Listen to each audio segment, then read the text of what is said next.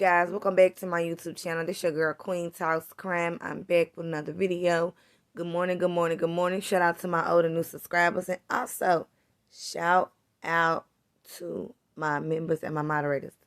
All right. Today we'll be talking about Kathleen Moore. Okay. We'll be talking about Kathleen Moore.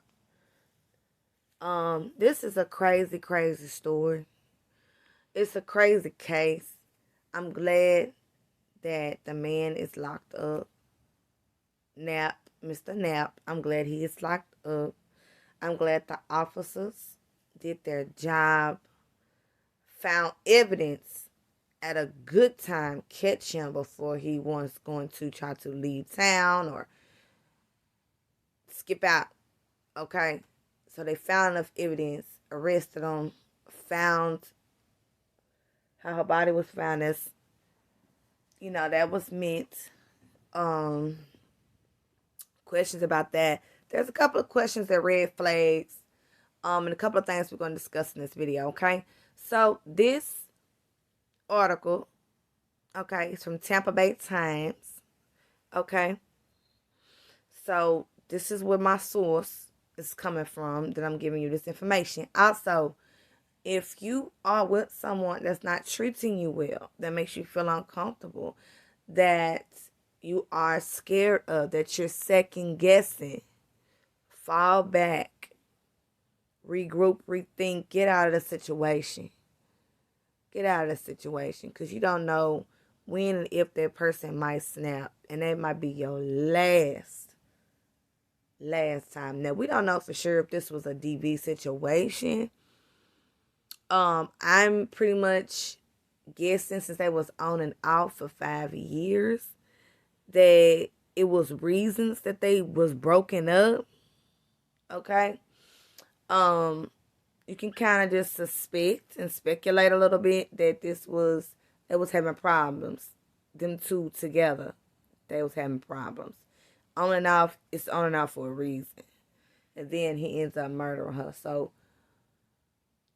she wasn't treated right. Was it physical? I don't know for sure. But obviously she was not treated right. Okay? Just get out. Don't stay in those situations. Okay? And this is a young lady's life cut short. When there was signs. There's always signs. Sometimes we ignore those signs. But we got to stop ignoring those signs, because those signs could be our last day breathing. Because we want to give someone another chance. It's because we want to say, oh, it's okay. I forgive you. I love you. I'll come back to you. Just stop doing this. Just don't do that. Can you change this? Can you change that? If someone show you who they are, believe them. Okay? Believe them. All right. A body found in Newport Richey Tuesday has been positively identified as Kathleen Moore, a 34-year-old Pinellas woman who has been missing for more than a week. Pasco County Sheriff Chris Nocco said during the news conference Tuesday that Moore's body has been found earlier that day and that it was positively identified via identifying tattoos. So they identified her by tattoos. The news comes a day after Nocco announced the arrest of Moore's boyfriend, 30-year-old Colin Knapp, in Moore's death. Nocco said a person who was out on a walk found Moore's body around 11:30 a.m. It was found under some brush about 50 yards from Knapp's house on Carmel Avenue.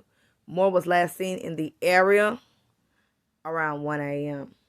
November the 29th. And there go his ass right there,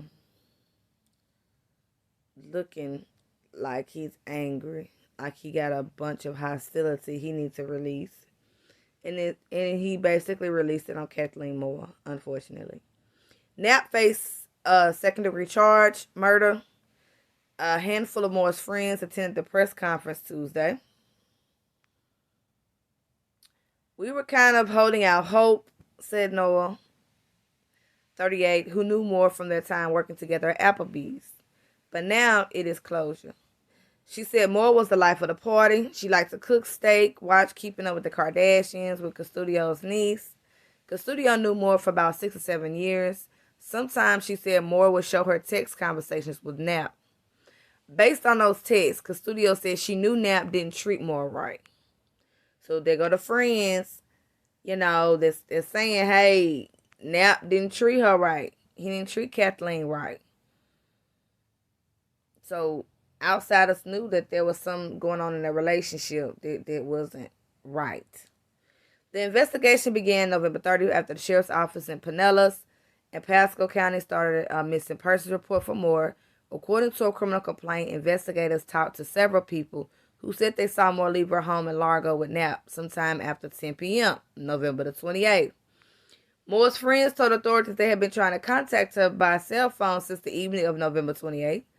A friend told investigators how unusual it was for Moore to not be responding, the complaint said. One friend called Moore's cell phone multiple times on November the 30th. And a man experiencing homelessness picked up and he said he found the phone in a Walgreens dumpster in Pasco County.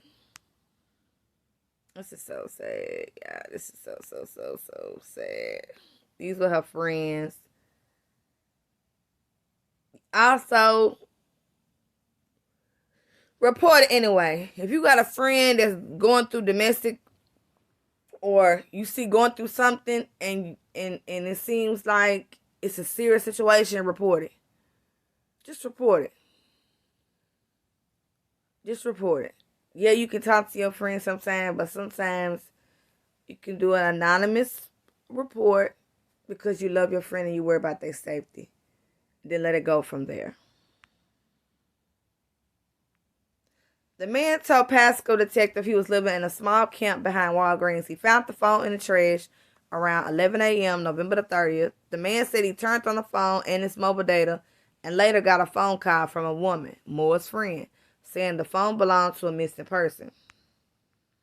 The man then gave the phone to a member of management at the Walgreens location. Detectives later learned that there was no surveillance cameras facing the Walgreens dumpster. How convenient. There are no cameras facing the Walgreens dumpster. So I'm sure Knapp was casing out cameras where he would not be seen. Detectives interviewed Moore's roommate. He told them the last text Moore sent to him said she was being accused of things I'm not. And she wishes she could find a nice guy to be with. That's sad. That is so sad and unfortunate.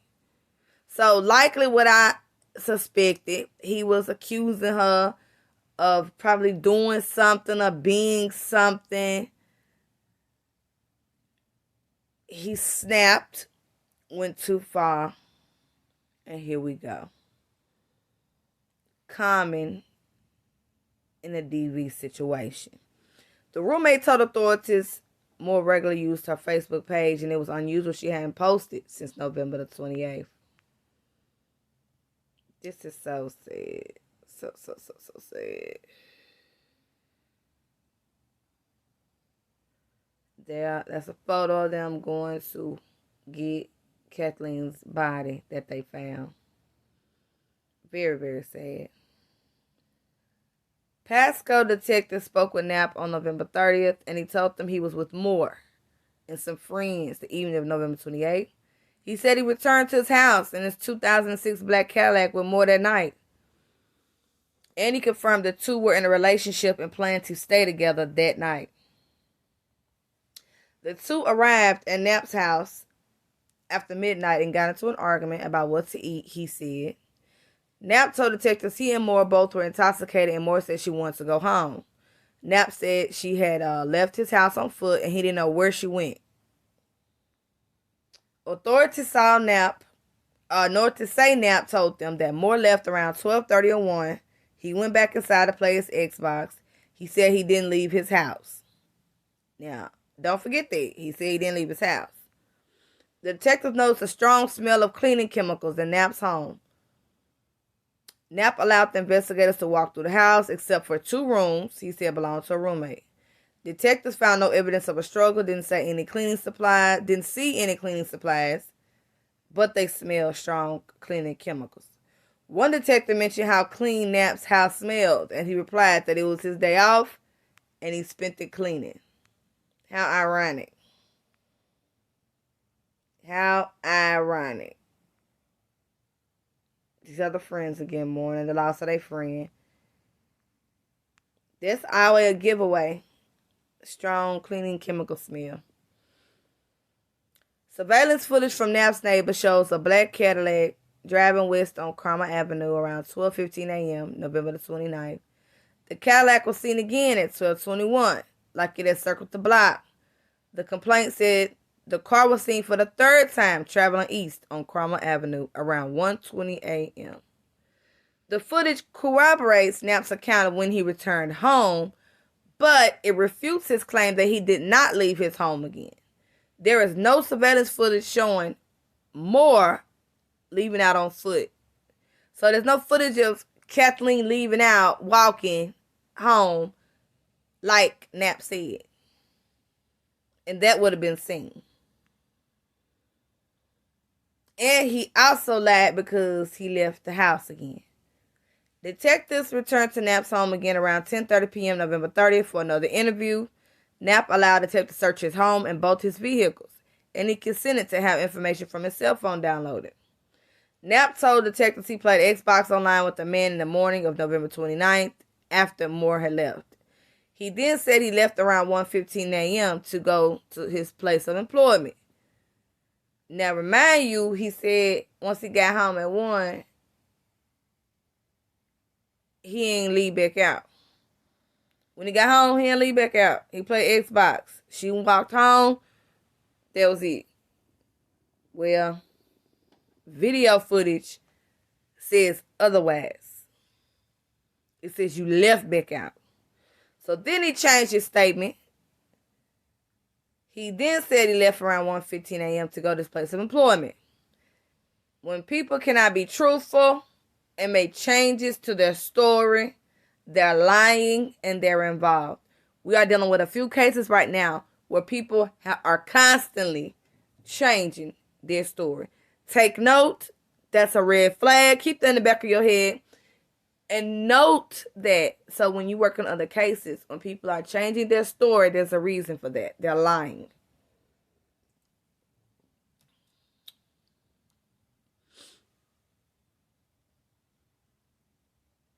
But he said he went to work to inventory their meat. Okay. Detectives found inconsistencies in Knapp's story, according to the complaint. Knapp previously told detectives that he was too drunk to drive Moore to McDonald's before she left on foot. So you was too drunk. So she walked. That's what you're telling us. But you could drive to your place of employment at 1:15 a.m.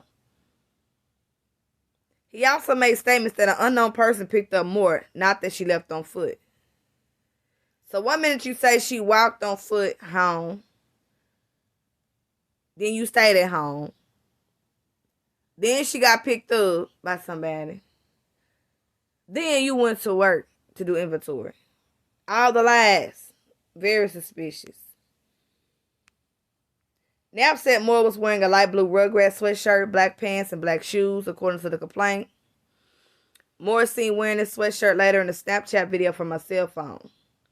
Detectives watched footage from Herald that shows Knapp arriving at the restaurant in his Cadillac after 1:27 a.m., November 29th. The footage is grainy and it makes it hard to see specific movements. Knapp is seen going inside the restaurant, staying there until 1:53 a.m. Detectives searched the dumpster, which is only used by the restaurant, and found black bags that were different from the mostly clear trash bags inside the dumpster. In the black bags, investigators found a black and gray comforter, a red bed sheet, and a white mattress cover, all stained with what looked to be a significant amount of blood. That's why he went to work, not to inventory meat, to throw away evidence, because the law enforcement was on your butt. Several other items believed to belong to Moore were found in the trash bags, including her debit card, her car keys, and her Rugrats sweatshirt. Detectives said investigators also found a pair of brown work boots, a gray shirt, a men's gray cargo pants with blood on them. 3 different pillowcases that matched pillowcases photographed while searching Knapp's house were also found. So, dang, did you kill her in the house? Because if you are, or did you have these items in your car, Mr. Knapp? Did you kill her in the house, snap in the house? Because that's what seems like it's happening. Because you got comforters and shirts and pillowcases. So it seemed like you killed her in your bedroom. And then you took her out, dumped her, and dumped all the evidence that was stained with blood. Lord have mercy. Just stupid. Just makes no sense. Detectives interviewed Knapp again at the District 1 office building. Knapp confirmed identified photos showing what he and Moore wore while out at the bars on November 28th. He also identified himself at Harold wearing gray cargo pants. Knapp agreed that the photos of the pillowcases and bedding found in the trash matched photos of bedding taken inside his home December 1st. Knapp grew upset with the line of questioning and left the building. Detectives followed Knapp's movements using a court-allowed tracker that was placed on his car. Detectives followed as Knapp drove north out of the state. On December 6th, a Florida Department of Law Enforcement analyst made a positive identification of Moore's blood on the gray cargo pants that were found in the dumpster and identified by Knapp. He knew he was caught and going down. You identified them with your pants. Whether you identified them or not, they was going to identify them anyway. You was there. You was at the location. That's where the items was found. Your in-house items was found at that location with her blood. The sheriff's office then got a warrant for Knapp's arrest. He was taken into custody, booked in the Pasco County Jail on Monday. He's facing a second-degree murder charge in Moore's death. Sergeant Michael Russell, who is heading the investigation, said Knapp was initially cooperative, though inconsistent with the information he provided, but he has now refused to speak with deputies. Rosa said the time and manner of Moore's death could not yet be confirmed. Y'all, when you see something, say something. This is a very sad and unfortunate situation.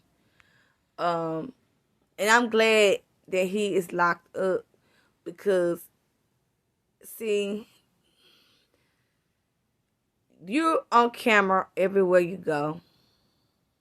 Cameras are everywhere. On top of that, likely you killed her in your home and you tried to discard all of your items that were stained with blood, but you left, was seen to put the cameras of where you went and search the area. See, people do these things all the time. They know what simple-minded murderers do. And you a simple-minded murderer, Knapp. All they did was track your movement and found everything you did very quickly. And her body was found 50 yards. So my question is, did y'all not search 50 yards from Knapp's house? And some brush. So did y'all not search? I mean, she was pretty close. So was there not a search done close to his house? Or did you do a search close to his house and then he likely moved the body after he was interviewed? See, there's multiple. Sometimes people move the bodies and make changes like him. He went to discard evidence. He probably went to discard her. You know, who's telling if he moved her or not? We don't know. But either they didn't do a thorough search because she was close to Knapp's house. Either they didn't do a thorough search, or he moved her after his first interview. Y'all like, share, comment down below. Let me know what y'all think of this video. Rest in peace, Kathleen Moore. I'm very sorry this has happened to you, sweetie. Prayers out to the family, to your mother, to all of the people that's experiencing DV. Get out. It ain't worth it. They showed you who they are. They is not going to change. You don't want to be here today and gone tomorrow. Wishing shoulda, coulda, woulda. Friends of DV victims, report it. If you see something that is mimicking DV, report it. They might be mad at you, but they might thank you later. They alive, and they not dead. I love you guys. It's your girl, Queen Talks Crime. I'm out. Peace.